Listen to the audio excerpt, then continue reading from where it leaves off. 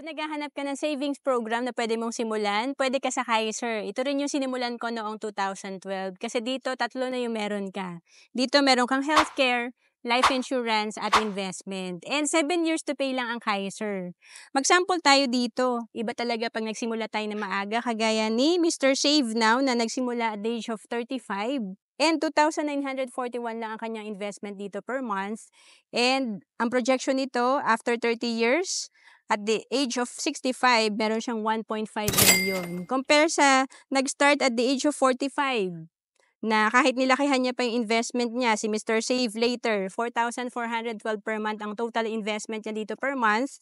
And after 20 years, pag edad niya ng 65, nasa 874,000 lang ang kanyang projected fund. So, ang laki ng difference, 1.5 million versus 875,000.